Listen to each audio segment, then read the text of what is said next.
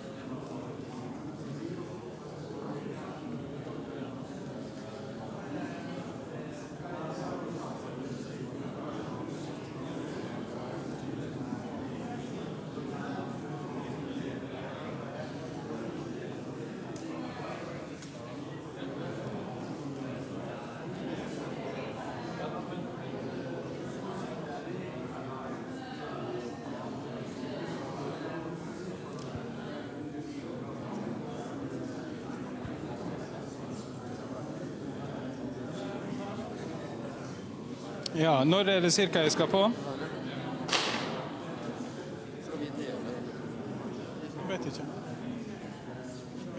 Ja,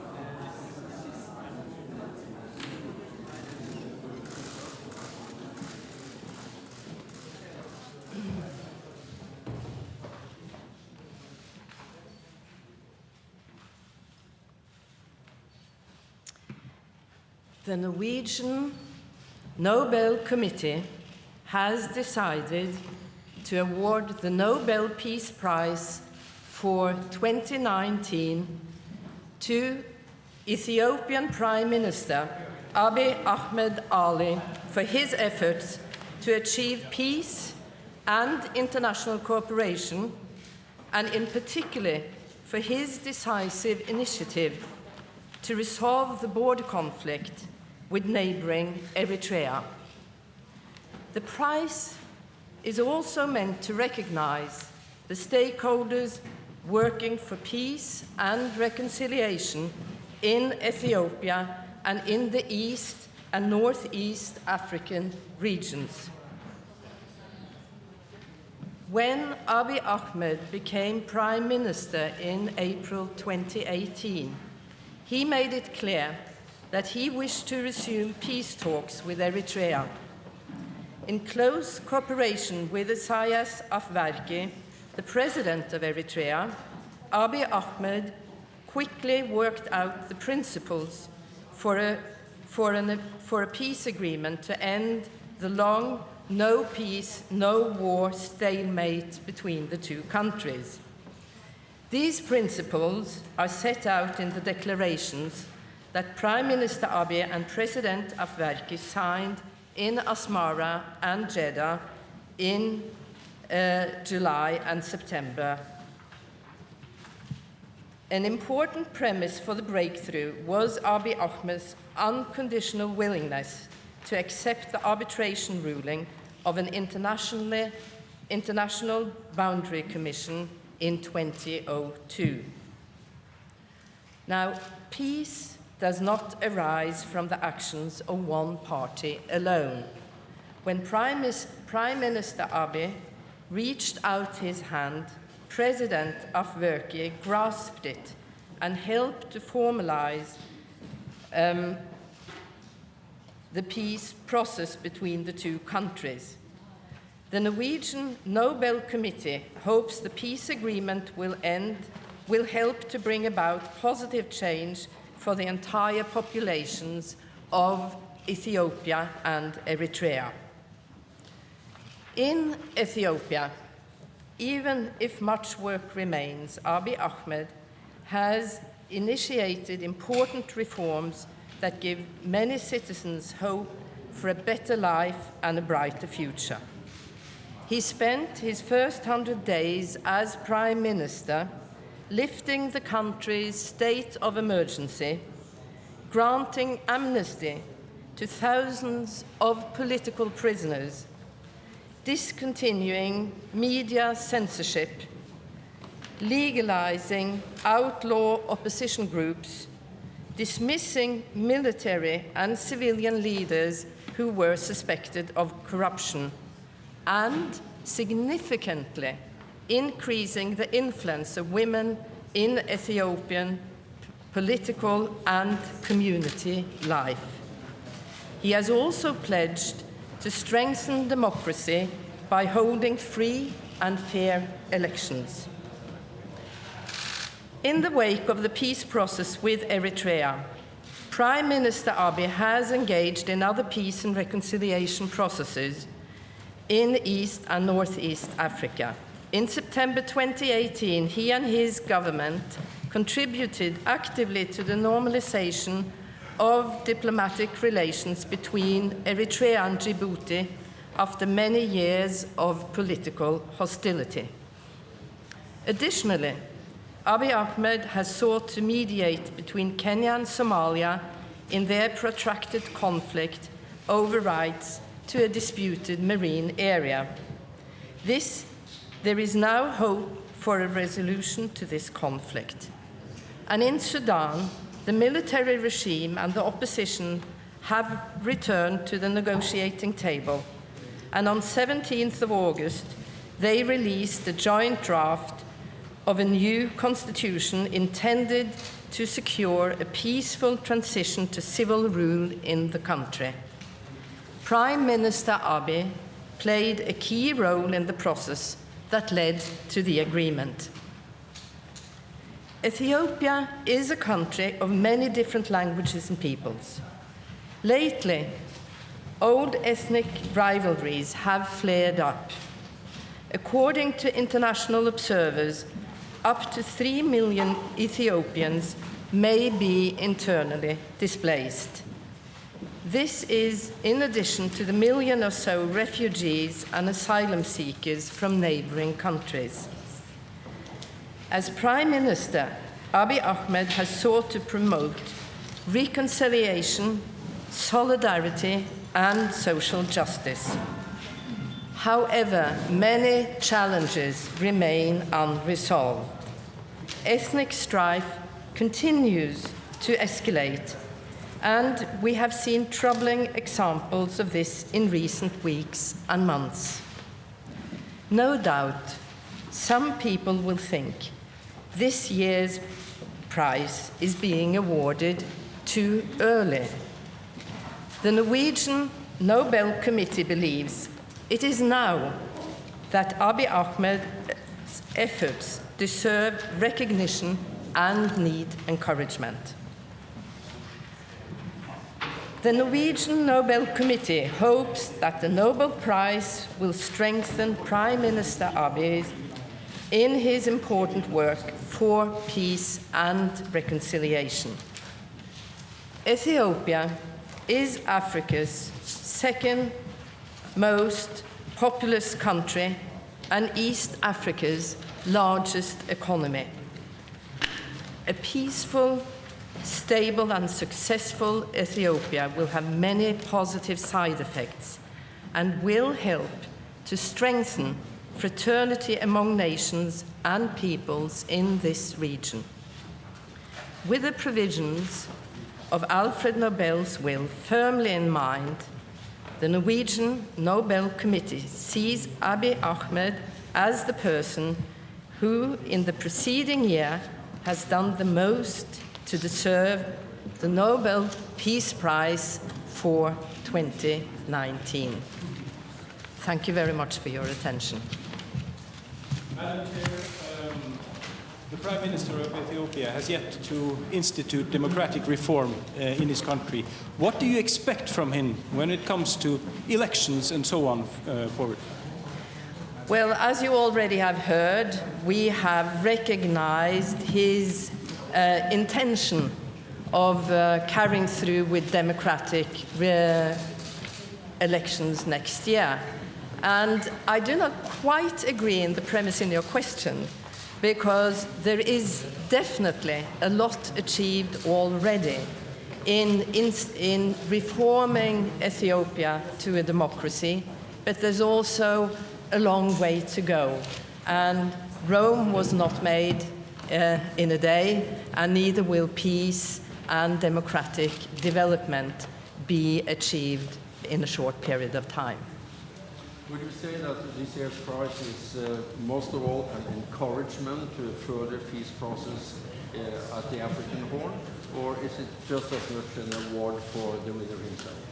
I will say it is both. It is a recognition and an encouragement of the efforts that have already been initiated. How important has his efforts in neighboring countries other than Eritrea been? As you already have heard in our official statement, we do recognize him as a person who actively contributes to peace processes in the neighboring countries.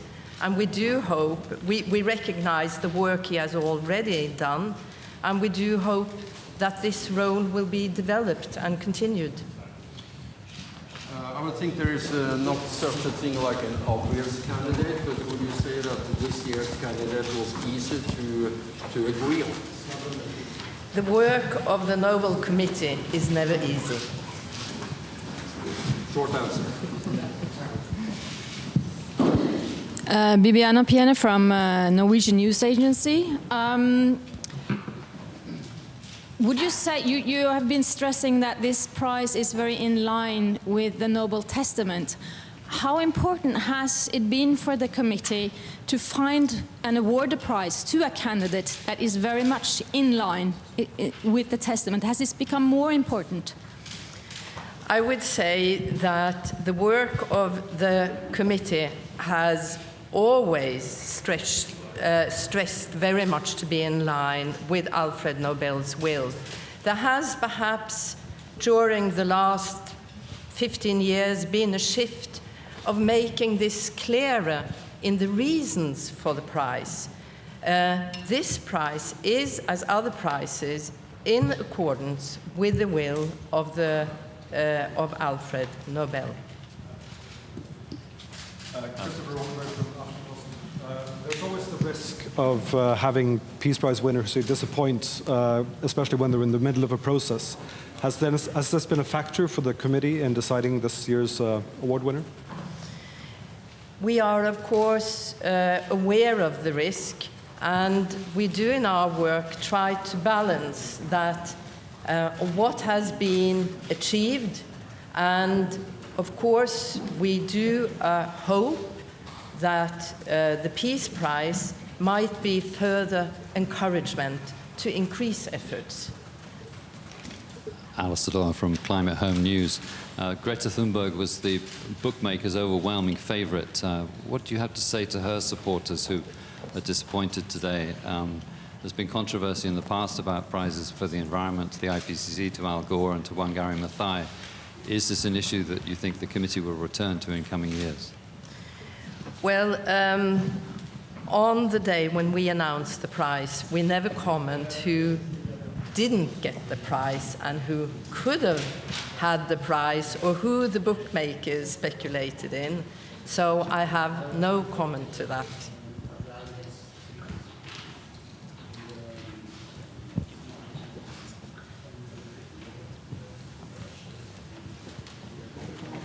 Sorry, Reuters. You said that there will be people who will doubt that this prize might be too early. Was it because you had a disagreement in the committee? Was it unanimous? Was it the decision unanimous, or you had some doubts in the committee? How did you vote? Well, first of all, it is a provision in the will of Alfred Nobel not to reveal the deliberations of the committee, and you are encouraging me to reveal the deliberations of the committee. But it is obvious that Prime Minister Abiy's achievements have not been completed. He is in the beginning of his efforts, and we recognize that much work remains, and we also recognize it might be debatable whether it is too early or not. And as I have already stated, the committee believes now is the time to recognize and to encourage. Yes, Björn Lindahl, Svenska Dagbladet. Have you already spoken to the Ethiopian Prime Minister, and what was his reaction? As I walked in, we had not managed to get in touch with Prime Minister Abiy. So if he's watching me now, I would just convey my warmest congratulations. Will both of the presidents be invited to Norway to the ceremony? The Norwegian Nobel Committee invites the recipient of the Peace Prize to the ceremony. And then the recipient of the Peace Prize will usually bring a delegation with him, and we don't interfere in that. Any more questions? Okay, thank you very much.